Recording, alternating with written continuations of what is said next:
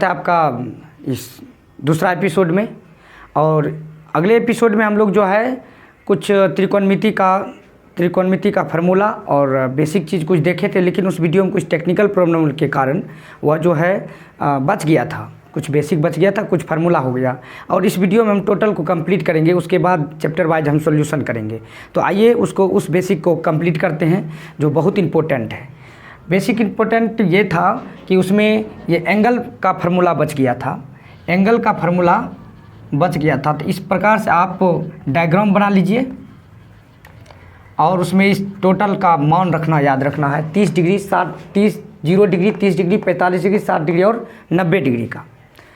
तो इसमें याद रखना इस तरह से कॉलम बना करके साइन 0 डिग्री का मान 0 होगा, साइन 30 डिग्री का मान 1/2 होगा और साइन 45 डिग्री का मान 1/√2, साइन 60 डिग्री का मान √3/2 और 90 डिग्री का मान 1 होगा। लेकिन आगे आप अगर उल्टा करते हैं तो साइन का उल्टा हो जाता है इस एंगल का फार्मूला में। 1 लिखिए यहाँ और ये √3/2, 1/√2 और ये 1 हो जाएगा 1/2 और cos 90 डिग्री का मान 0। लेकिन 10 में नहीं होगा, 10 का आपको याद रखिए, tan 0 डिग्री का मान 0, tan 30 डिग्री का मान 1/√3, tan 45 डिग्री का मान 1, tan 60 डिग्री का मान √3 और tan 90 डिग्री का मान इन्फिनिटिव होगा। लेकिन cot इसका उल्टा होगा, तो आपको उल्टा कर देना है केवल। cot 0 डिग्री का मान इन्फिनिटिव, cot 30 डिग्री का मान √3, cot 45 डिग्री का मान 1 और cot 60 डिग्री का मान 1/√3, cot 90 डिग्री का मान 0। लेकिन सेक में सेक का भी याद रखना और कोसेक का उल्टा कर देंगे। तो सेक में सेक 0 डिग्री का मान होगा 1, सेक 30 डिग्री का मान 2/√3 और सेक 45 डिग्री का मान केवल √2 और सेक 60 डिग्री का मान 2, सेक 90 डिग्री का मान इन्फिनिटिव। सेक का उल्टा कोसेक हो जाएगा, तो कोसेक का हो जाएगा इन्फिनिटिव और इसका कर लीजिए 2√2, 2/√3 और सेक 90 डिग्री का मान 1 हो जाएगा। ये तो हो गया एंगल का फार्मूला। इसमें और एक फार्मूला याद रखिए आप कि tan थीटा बहुत इंपॉर्टेंट फार्मूला है। tan थीटा बराबर साइन थीटा बटे कॉस थीटा के बराबर होता है और cot थीटा बराबर कॉस को ऊपर कीजिए, कॉस थीटा बटे साइन थीटा। ये दोनों बहुत वीआईपी फार्मूला है, समझिए हर समय ये प्रूफ डेट में यूज होता है। आगे की बात करेंगे तो आगे आप लोग टोटल फार्मूला देखने के बाद अब दो चीज़ इसमें बड़ी बारीकी से ख्याल रखिए कि ABC अगर हम इस कोण C के अनुसार चलते हैं, थीटा कोण C को मानते हैं, तो इसके अनुसार ये लंब होगा और ये लंब हो गया, ये P हो गया, तो ये आधार हो जाएगा, इसको बेस कहेंगे। और कर्ण हमेशा बदलता नहीं है, कर्ण को H लिखेंगे।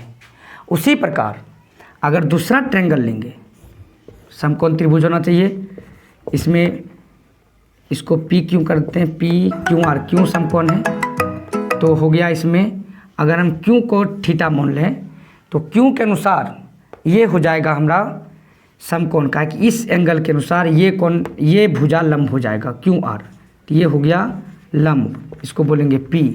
ये लंब हुआ तो ये हो जाएगा आधार यानी B, ये हो गया कर्ण। तो ये दोनों बारीकी से आपको याद रखना है कि एंगल के अनुसार कर्ण कभी नहीं बदलेगा और एंगल के अनुसार अगर ये ऊपर वाला एंगल हो गया तो इसके ये लंब हो जाएगा, ये आधार हो जाएगा। अगर ये थीटा है तो ये लंब हो जाएगा, ये आधार। ये आपको देखना, ये फर्स्ट चैप्टर में ही है। आइए हम कुछ अब क्वेश्चन को सॉल्व करते हैं। देखिए इसमें त्रिभुज ABC, B समकोण है और केवल AB भुजा 5 दिया है, एंगल C दिया है।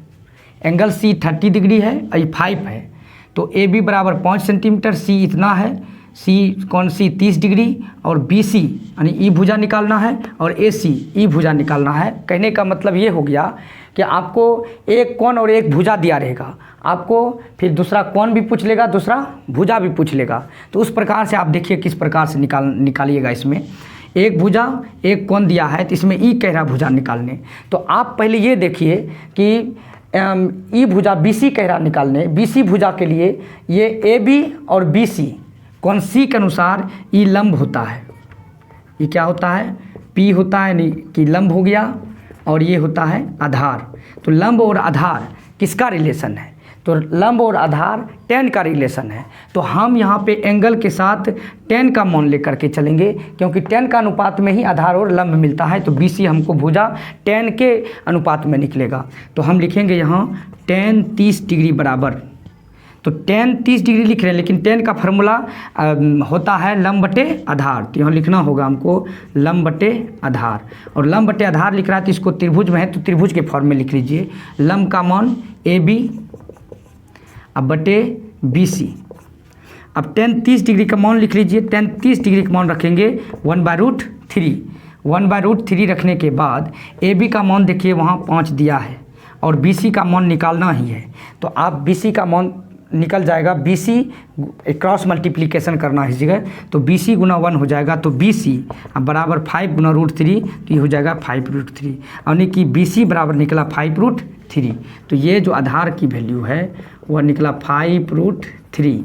अब अगर AC कह रहा निकालने तो फिर या तो हम इसका रिलेशन जोड़ सकते हैं या इसका रिलेशन देख सकते हैं। तो यही रिलेशन बेस्ट रहेगा 5 और कर्ण का। तो ये कर्ण भुजा है, तो लंब और कर्ण बताइए। इस कोण के अनुसार लंब हुआ, ये कर्ण हो गया। तो इस और लंब और कर्ण का रिलेशन किस में है? साइन में है। तो हम क्या करेंगे, उसको साइन से चलेंगे। तो साइन फिर रखेंगे यहाँ कि साइन क्यों लिए? क्योंकि लंब और कर्ण का रिलेशन साइन से है, साइन अनुपात से।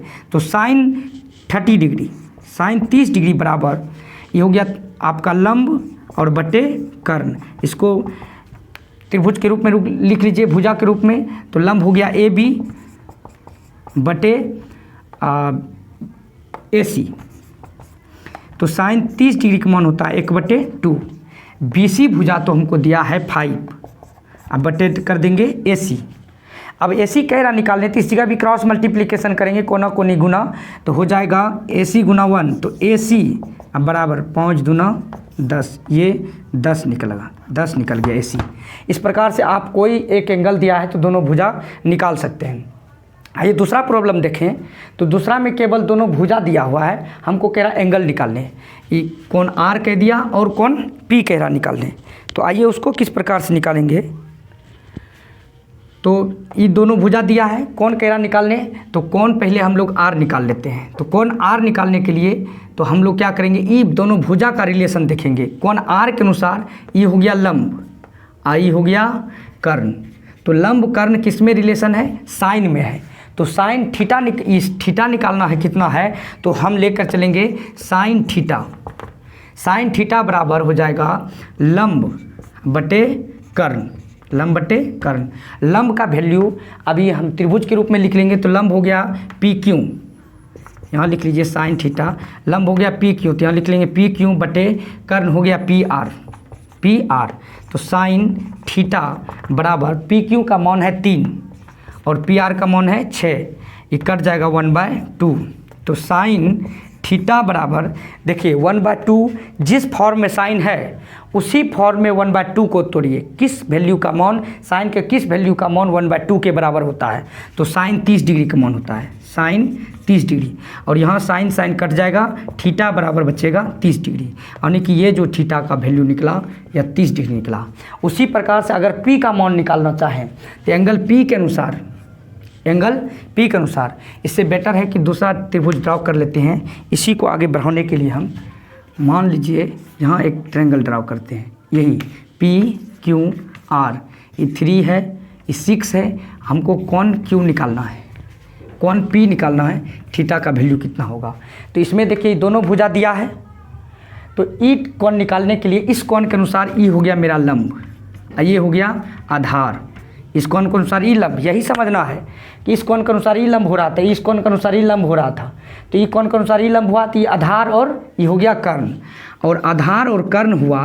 तो अब ये बताइए आधार और कर्ण किसका रिलेशन है, कॉस का। आधार और कॉस का रिलेशन है, तो कॉस थीटा बराबर आधार बटे कर्ण, और आधार बटे कर्ण, तो कॉस थीटा बराबर आधार का वैल्यू 3 है, आधार का वैल्यू 3 है। तो हम पहले इसका लिख लेते हैं पी क्यू बटे कर्ण का मान पी आर, तो कॉस थीटा बराबर ये हो गया 3, अब पी आर का मान है 6, तो कॉस थीटा इसको काट दीजिए 1/2 में कटेगा, तो कॉस थीटा बराबर कॉस के किस वैल्यू का मान 1/2 के बराबर होता है, तो ये देखना होगा कॉस 60 डिग्री का मान होता है, कॉस 60 डिग्री का मान, कॉस कॉस काट देंगे थीटा बराबर निकल जाएगा 60 डिग्री। तो देखिए इस कोण का मान निकला 60 और इसका मान निकला था इसके अनुसार 30। तो इस प्रकार से आप ये सिचुएशन डील करने के बाद, ये बहुत बेसिक कॉन्सेप्ट है कि एक कोण एक एंगल दिया रहता है उसको किस प्रकार से निकालना होगा। आई होप आप लोग इस टोटल वीडियो को समझ गए हैं। तो आप मेरे चैनल को सब्सक्राइब जरूर करें और अनदर वीडियो देखने के लिए धन्यवाद।